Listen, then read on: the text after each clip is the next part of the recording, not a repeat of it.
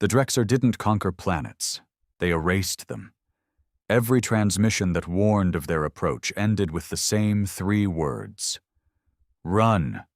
They're here! Entire civilizations vanished overnight. No diplomacy, no mercy, just fire from the skies and blackened ruins left behind. And for the longest time, the galaxy did nothing. The Council of 11, made up of the most advanced alien species in the quadrant, chose survival over resistance. Evacuate and retreat, they said. Preserve the knowledge. Wait for the storm to pass. But the storm never passed. It just grew. The Drexar were brutal, insectoid monsters with advanced tech and no interest in anything but dominance. They'd swept across 3 sectors in 4 galactic years, and no one, not even the warrior-class Breck, had slowed them down. That's when the whispers started, about a warship from a forgotten race. A ship built for one thing: to destroy. The humans had been gone for decades. Officially, they were non-compliant primitives with a disturbing love for chaos. Unofficially, they were feared.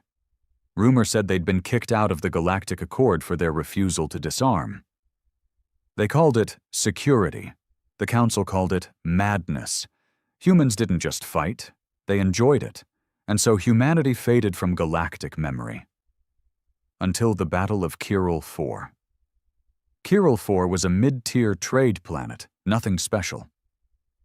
But it was strategic, and when the Drexar descended, the Council didn't even bother sending help. It was already written off. But that night, the sky changed. Council surveillance drones caught it all. The Drexar mothership, big as a small moon, hovered above the planet, its cannons glowing with pre-fire energy. Below, civilians screamed, trying to reach underground bunkers. Then the scanners glitched, just for a second. Then again, and suddenly, a reading. Classified vessel detected. No origin, no Council ID, nothing. Until it decloaked. It was long, black, and quiet, its silhouette cut through space like a blade. No flashy colors, no translation pings, just one name etched in scarred steel across the hull: HSS Vengeance. The Drexar ship paused, probably confused. Then it charged weapons. The human warship didn't wait. It fired, a single shot, but not from any Council weaponry. This was different, dense, burning, with a sound that rattled bones even through vacuum, the kind of firepower you didn't regulate, the kind you buried deep in forgotten military laws. The Drexar ship flinched, its shields cracked like glass, and then, to everyone's disbelief, it retreated. For the first time in recorded galactic history, the Drexar ran. The footage went viral. The whispers turned into desperate messages. Find the humans. We need them. If they have ships like that? But humans don't answer calls. At least, not politely. The HSS Vengeance didn't send a message. No contact, no communications. It simply vanished back into the black. The Drexar regrouped. They hit twice as hard at Goran Prime, trying to bury the embarrassment. Another planet gone. But there was something different now. Fear. The galaxy had never seen the Drexar fear anything, but they feared that ship. And what the Council didn't know, what no one knew, was that the Vengeance wasn't alone. It was the first. The humans were watching. They had been watching. And now, they were coming back. The Drexar weren't used to losing, especially not to a ship from a species they'd assumed was extinct or too primitive to matter. But after Kiral IV, something in their hive shifted. Their strategists, those grotesque telepathic brains suspended in nutrient tanks, stopped underestimating humanity. They started planning for them. For the Drexar, fear wasn't an emotion. It was an alarm in the hive mind. A signal that screamed unpredictable threat. And unpredictability was something the Drexar couldn't control. That made it dangerous. The Overmind, perched in orbit above the shattered remains of Gorin Prime, summoned every surviving scout, drone, and warbeast to Sector 12, where Kirill 4 had been. The orders were simple: track the human warship, analyze, capture, dissect. They even brought the Reavers, genetically engineered Drexar assassins bred for only one thing: hunting rare threats. But the humans had already moved on.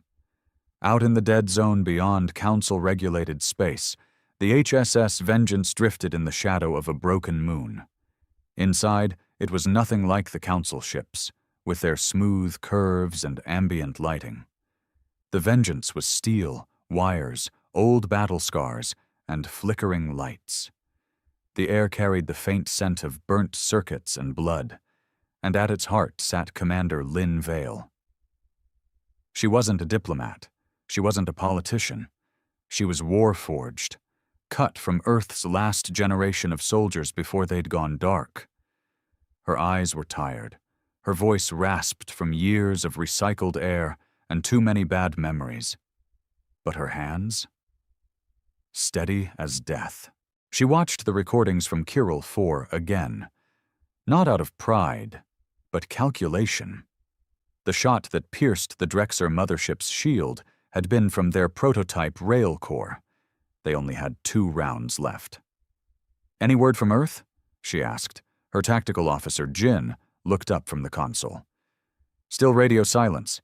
HQ's not acknowledging Council transmissions. No change." Vale snorted. "Of course not. Typical." That was the thing about humanity. When the Council kicked them out decades ago, humans didn't beg to stay. They vanished, shut down all beacons, left no trace. They had made a pact. If the galaxy didn't want them, then the galaxy could survive without them. But the galaxy hadn't survived.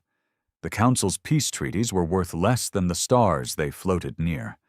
Every species had disarmed, grown soft, traded their weapons for philosophy. Humanity didn't. Not completely. Vale stood and walked toward the command deck window. Outside, the stars shimmered cold and distant. Somewhere out there, Earth still spun, still watched, but even she didn't know exactly where, and she wasn't heading back. Not yet.